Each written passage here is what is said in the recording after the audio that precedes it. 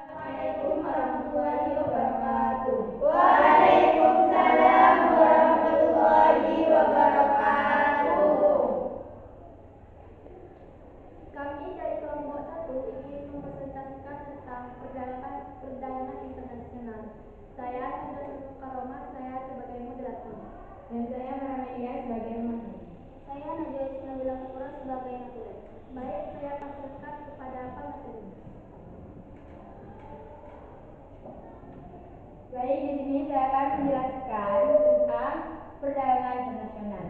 Perdagangan internasional merupakan suatu aktivitas perdagangan yang dilakukan oleh dua negara yang berbeda.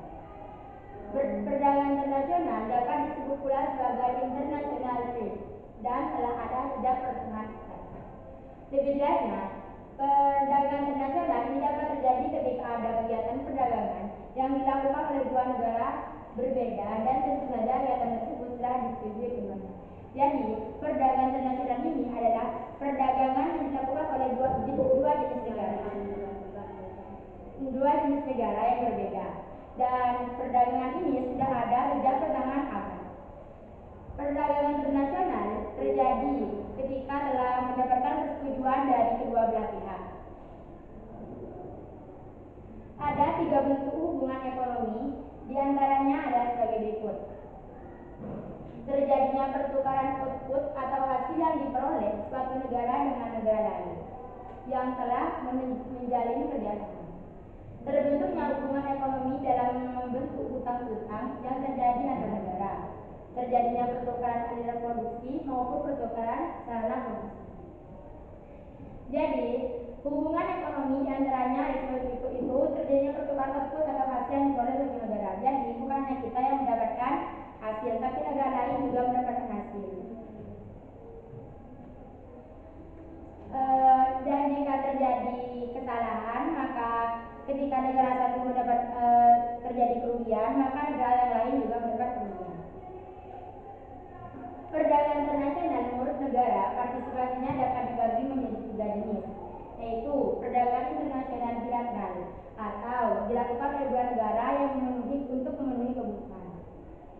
Jadi seperti negara Indonesia dengan Malaysia, jika negara Indonesia dengan Malaysia itu melakukan hubungan perdagangan internasional, itu bisa dikatakan perdagangan internasional bilateral. Yang kedua, perdagangan internasional regional atau terjadi di kawasan yang sama. Seperti itu yang perdagangan internasional yang terjadi di kawasan Asia. Yang ketiga, perdagangan internasional multilateral atau sistem perdagangan yang dilakukan oleh beberapa negara. Jadi, perdagangan internasional multilateral ini bukan hanya melibatkan dua negara, tapi beberapa negara yang harus terlibat dalam kegiatan perdagangan ini.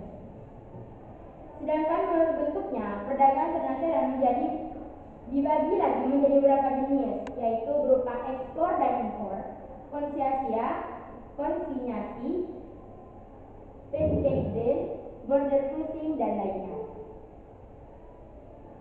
Tujuan perdagangan internasional.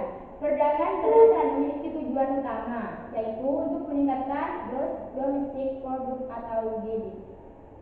Jadi, perdagangan internasional ini dampaknya sangat besar untuk negara kita. Selain tujuan utama tersebut, perdagangan internasional juga memiliki beberapa tujuan lainnya. Yang pertama, memang perdagangan internasional ini memiliki banyak sekali tujuan, tapi kali ini kami akan menjelaskan 2 saja. 1. Menaikkan devisa negara. Tujuan yang pertama dari kebijakan perdagangan internasional adalah guna menaikkan devisa negara. Bagaimana caranya? Yaitu melalui pertukaran perdagangan dengan cara mengimpor atau mengekspor barang yang ada di dalam negeri ke luar negeri, dan begitu pula sebaliknya. Apabila devisa negara meningkat, maka akan menyebabkan beberapa hal. Nah, jadi tujuan perdagangan internasional yang pertama itu untuk meningkatkan devisa negara, atau devisa itu bisa disebut dengan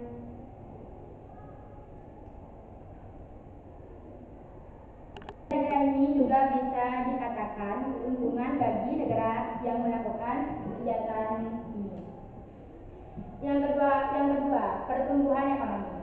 Pertumbuhan ekonomi atau kenaikan produk nasional bruto atau GDP.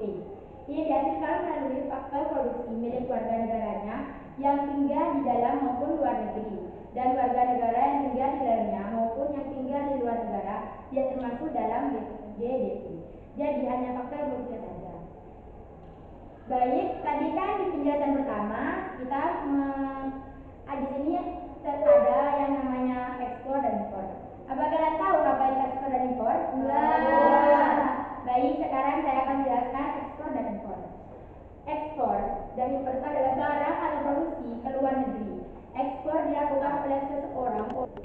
Nah, jadi yang dinamakan impor itu adalah seseorang atau perusahaan pelaku ekspor ini disebut ekspor.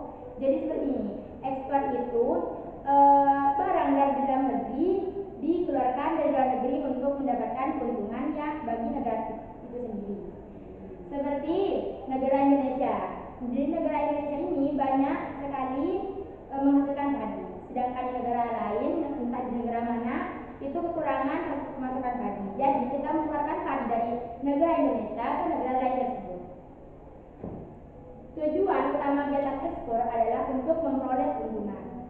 Barang yang diekspor akan dibayar oleh pihak pembeli dengan alat membayar ekspor. Jadi orang yang melakukan ekspor itu disebut dengan eksportir.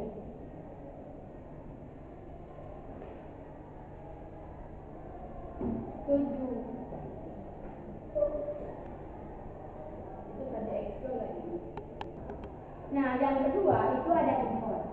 Impor merupakan kegiatan membeli barang dari luar negeri. Seseorang atau badan yang melakukan impor disebut importir. Sedangkan importir membayar barang yang dia beli dengan mata uang asing. Importir dapat menukarkan uang rupiah mereka dengan mata uang asing di bank dalam negeri. Selanjutnya digunakan untuk membayar barang yang diimpor. Jadi kalau tadi ekspor itu dari dalam negara ke luar negara, kalau impor itu dari luar negara ke dalam negara, masuk ke negara. Orang yang melakukan impor itu disebut dengan importir. Apakah kalian sudah mengerti apa itu ekspor dan impor? Iya.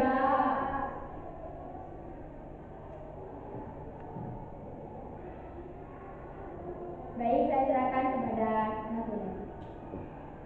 Baiklah, apakah ada yang mau ditanyakan? Ada.